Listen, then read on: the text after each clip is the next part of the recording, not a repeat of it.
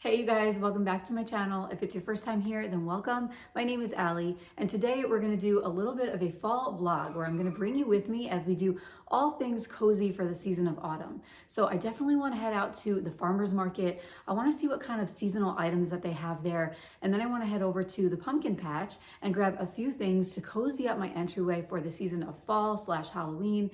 It would not be a fall vlog here if we didn't do some decorating, so don't worry, there will be some of that.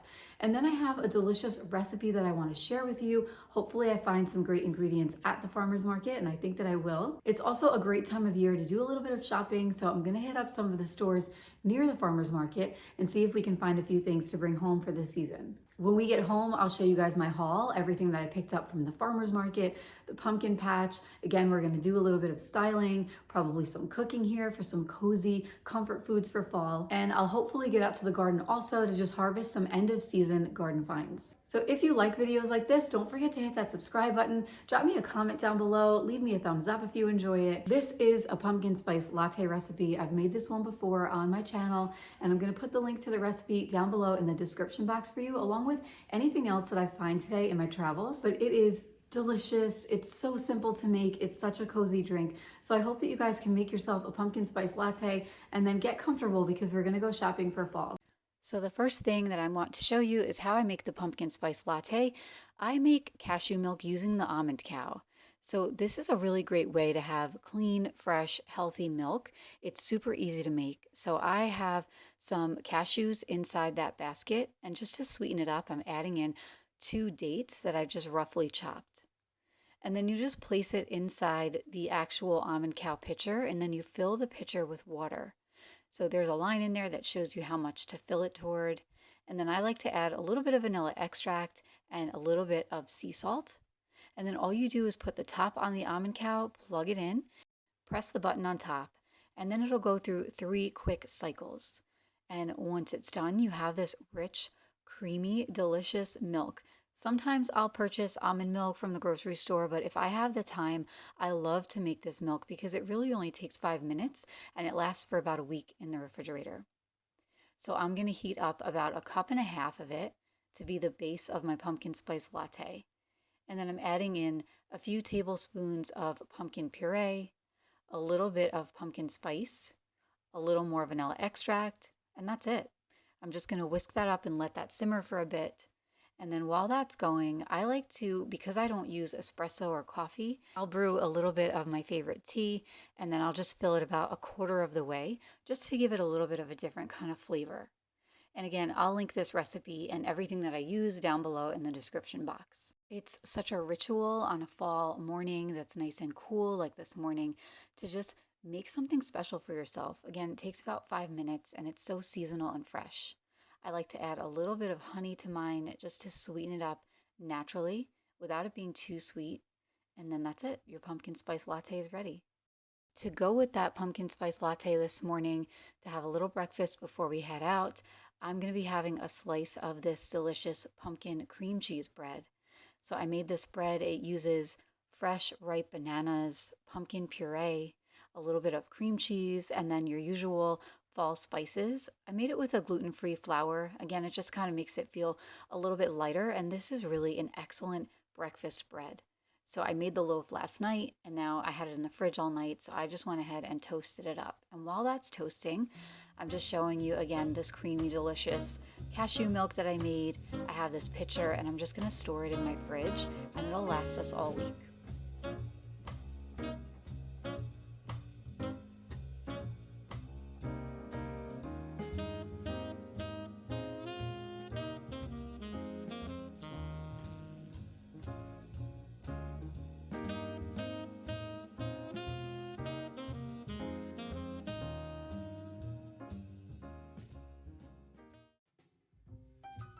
Heading out now to the local farmers market. So where we live, we're on the border of North and South Carolina, so we have a lot of great farmers markets around us. And I love shopping here, especially this time of year. There's just so much to shop for. They've got fresh tomatoes so that you can make your sauces. They have all the ingredients for delicious salads. Everything is just so fresh, and the mornings are so cool and crisp, so it's so much fun walking around and browsing.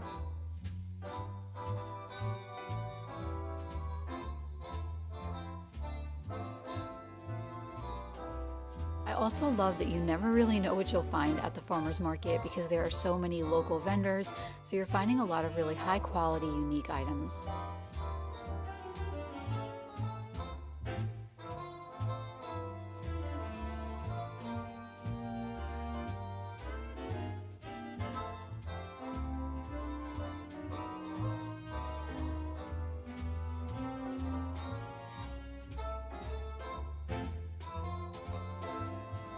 There's a Free People right next to the farmer's market, so of course, could not resist walking in there. They have so many beautiful clothing items, especially for this time of year.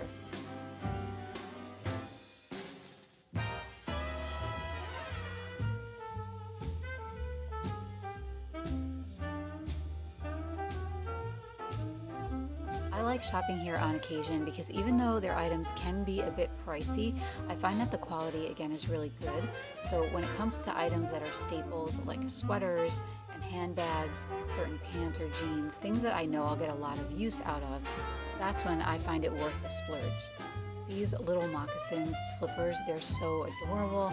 They are so super cozy and they have a hard bottom, so they're indoor or outdoor slippers. But you never really know what you're going to find inside the Free People. So many beautiful items. We definitely picked up a couple of things, one for me and one for my daughter, and I'll share that with you in our haul. But before we head back home, we had one more stop to make, and that is at the local pumpkin patch. They had so many beautiful, funky, fun-looking pumpkins. I love the ones that come in all different sizes and colors and textures. They're fun to stack. They had cornstalks here as well, which I was looking for to decorate the front of our house. I've never used them before, so this is my first year, and I'm going to get into what that looks like a little bit later in the video. I grabbed these mums because I think the color is great for this time of year, and I think that that striking sort of purple color blends in really nicely with some Halloween decor, and I do still have our Halloween decor outside. So we loaded up the car with some of our finds, and now we are back home. So those are the mums that I found. I have my farmer's market finds, and then of course the corn stalks, and I picked up 4 of these. I love a good farmer's market haul. Everything just feels so fresh. Everything smells so good. It entices me to cook a little bit. So this week I picked up some fresh basil. I have a ton in my garden, but it's a little bit bitter because I let it flower. So this is some fresh basil that hasn't flowered, and I'm hoping to make a final batch of pesto for the season. I grabbed a few sweet potatoes to add to the batch that I already have because I'm going to be making a large batch of sweet potato gnocchi, and I'll show you how to do that at the end of this video. My daughter wanted some of the tallow balm, so I picked up some of that, as well as more of that honey. And then she also wanted to try some blueberry kefir. And then I grabbed a couple of packages of sourdough bagels. These are cinnamon apple sourdough bagels. I purchased the plain pack as well. These freeze really good, so anything that we don't eat, we're definitely going to be freezing. And then we have a fresh loaf of sourdough bread as well.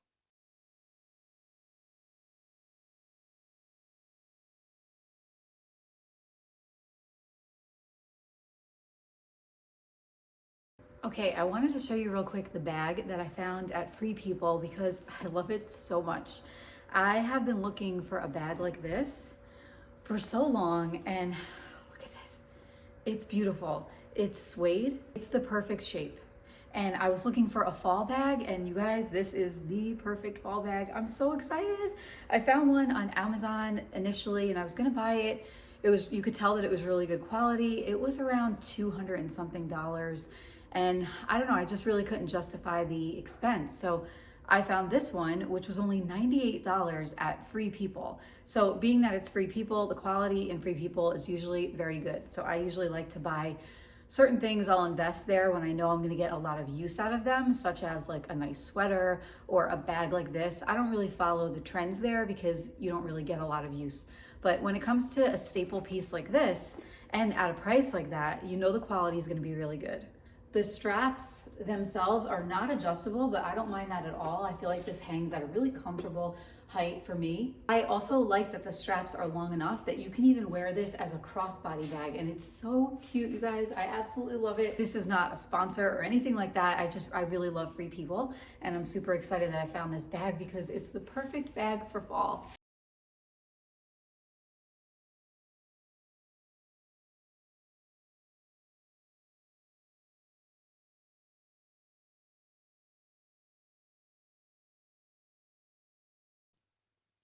Heading outside now to our entryway, you can see that we have some Halloween decorations up. We have the two skeletons that we purchased this year, the ghosts on the window, and I'm just going to add some mums into the mix here. And again, I really do like that color because it works so well with Halloween decor, and then once you remove it all, it looks great for fall as well.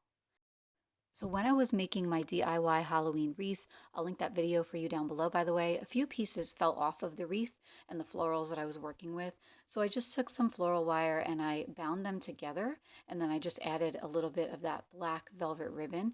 And now it looks so cohesive, I think, with the wreath itself. These lanterns are right next to the door, of course, so everything just ties together really nicely, and I'm super happy with how it turned out. So I like to think of things in terms of layers. So once Halloween is over, I can remove the skeletons, remove the ghosts, but I'll still have the fall items. So to start, I'm bringing in the cornstalks and we're just securing them with a little bit of fishing line around the pillars there. I'm taking the pieces that fell off right now and I'm just popping them in different areas. I always like to save pieces that fall off because you can just sprinkle them back in exactly where you like it and make things feel more full. So I'm doing the same thing now on the other side. I'm just adding in both corn stalks, and you can see that I kind of fluffed them out a little bit and behind the skeleton just so that they tie in a little bit more. It looks a little bit more cohesive and a little bit more full. So heading into the covered area, I have this crate and I'm just going to turn it upside down and I'm going to make a little vignette with some of the pumpkins that we picked up from the pumpkin patch. So I grabbed two of these large pumpkins. So I'm going to put one on the left side and then one on the right just to keep things feeling nice and balanced. And then I'm just stacking in some different colors, different textures. This one right here is my favorite one that we picked out from the whole batch, just because it doesn't stand up straight. It has a really long stem. It's a little dusty. It's imperfect. And I think it just is the perfect little accent. Now moving on to the right side, I added that other large pumpkin, again, just to balance things out. And I'm just leaning some, standing some up straight, just making it feel really natural. And now the front porch is complete with all of the mix of Halloween items and fall items. I really love how everything came together. I love how the stripes are working with the rug underneath, with those pops of orange from all the pumpkins. I'm really happy that I was able to reuse those pieces that fell off the wreath to make those little mini swags for the lanterns. And overall, I just think it looks really cool, especially at night when everything is all lit up and beautiful. And then once Halloween is finished, I can very easily just remove the spooky stuff and keep things exactly how I like it all the way through until Thanksgiving.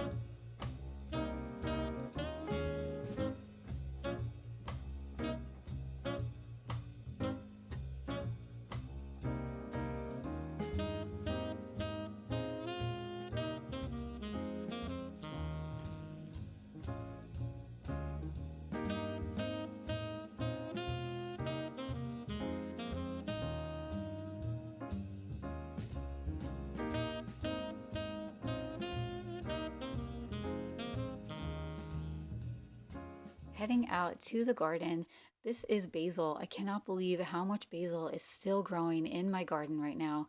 There are some bees in there, and there's actually a lot of bees in there all day long, so it's kind of tricky to harvest this time of year. But I have never had plants growing this late before, so even though it's a little bit of a hot mess, I still have tons and tons of tomato plants, pepper plants still producing. I have tons of marigolds still going strong, and I planted those from seed. And these tomatoes just taste so delicious. They're the orange tomatoes. They're my daughter's favorite. My son loves them too. And overall, I just really cannot believe how much is still happening in the garden. I did plant some fall crops as well. So I have some herbs in here, like I have some fresh dill. I planted some more oregano, some sage. So hopefully those will last throughout the entire season. But I'm excited to just make a little bit of a tomato caprese salad later. There's nothing like growing food fresh from the garden. I would ideally love to just keep expanding on the garden each and every year. It just brings me so much joy, and there's nothing like a fresh grown tomato straight off of the vine. So as promised, I will be sharing with you my recipe for sweet potato gnocchi. So I'm putting a bunch of these in here because I want to make a big batch today. But you could even make a small batch starting with only 3 large sweet potatoes. So while I've got my potatoes roasting, I have some flour in a large bowl, and I'm doing some fresh grated nutmeg here. You can use regular dried nutmeg. I just had some fresh ones on hand. And I added a little salt and pepper to that bowl, and I'm just mixing that all up. And now I'm grating about 1 cup of Pecorino Romano cheese. I'm going to post the link to where you can find this recipe below in my description box. But I like to make a lot of these because then I keep them in my freezer and we just eat them for a few weeks here. It's a family favorite and it's one of those meals that everybody loves. It's a little bit labor intensive at first because you do have to roll out the dough, and I'll show you in just a minute how that works, but you will be so happy that you did because they taste delicious.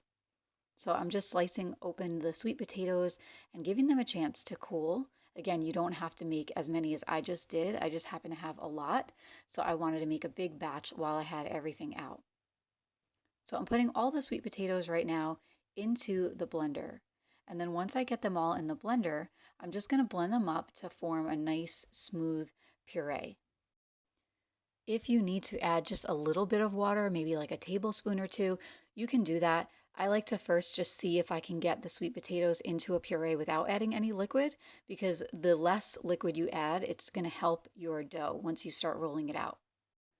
So now I'm adding the flour mixture into the sweet potato puree, and I'm adding it about a third at a time, just so that I can incorporate the mixture together. And sometimes it's easier to do this right out on the countertop. So I just have a piece of parchment paper down and I just starting to work the dough with my hands. And you don't want to overwork it, but you just want to combine it all so that the flour is well combined and the dough should feel sticky, but not to the point that it's sticking to your fingers. So that's always a good test. You can grab it with your hands and it should still feel like it has a cushion to it, but it's not sticking to your fingers. So I sprinkled a little bit more dough on top, and now I'm just breaking it out into these round dough balls that are about 3 inches wide. And again, if you do a smaller batch, you're going to have about half of this, but I kind of just wanted to go all out today and make all my sweet potatoes. So now one by one, you're going to take each of those dough balls and you're going to begin to roll them out. So you want to roll them out carefully into a long rope like this. And then you're going to slice about 1-inch pieces off of that rope. And you can make these as large as you like. I personally think this size works best. So once you do that, you're going to roll it on this little wooden tool. You want to make ridges in the pasta. And the reason for this is because when the pasta is ridged, it actually grabs more sauce. And I'm going to be making a really delicious brown butter sage sauce. So I want to make sure that all of my gnocchi can grab as much sauce as possible. So you're just going to continue this process, rolling out the dough balls into that rope and then slicing about 1-inch pieces off of it. I'm placing mine on a platter here, and then I have some parchment paper just so that I can make a bunch of layers. And when all is said and done, I have about 4 layers of sweet potato gnocchi to freeze. So I'll just pop this right in my freezer until it's ready to cook. I did want to make a single small batch just to show you the end result, what happens when you cook these. So I have 1 pan of boiling water that I'm going to put the gnocchi in. And then in the second pan, I just added some butter. And you want to cook it on medium to medium high until it gets brown, just like this. Once it's brown, you shut the heat and you toss in some fresh sage leaves and they will crisp right up. Your kitchen will also smell amazing, by the way. And once the water is boiling, you want to put the gnocchi into the water. These cook really fast and you can tell when they're done because they will start to float up to the top like you're seeing here. So once they're ready, you turn off the heat and you just want to add your gnocchi into the brown butter sage sauce and give it a good stir. These are outrageous. They are so good. Cook this for a weeknight dinner. Once you've already done the heavy lifting of actually making the gnocchi and popping them in the freezer, you'll have these ready to go and you just need to boil water and add the sauce. They are absolutely fantastic. It's one of my favorite recipes. You can top it off with a little bit of fresh Pecorino Romano like I'm doing here, and they are just outstanding. I think that you will totally love them. 10 out of 10, worth the effort. I really hope that you guys enjoyed coming with me today on this fall day. We did some shopping, we did some decorating, we did some cooking, sharing my favorite recipes with you. But let me know in the comments down below what you guys think. If you like videos this style, if if you appreciate the recipes, and if you got some inspiration from anything that you saw here today. I love hearing from you. Definitely give this video a thumbs up if you can. It's a free way to support my channel. I always appreciate it. And be sure to subscribe and make sure that your notifications are turned on so that you don't miss a video. I have lots of great holiday content coming, and I can't wait to share it with you. Thank you again so much for being here, and I will see you next time. Take care.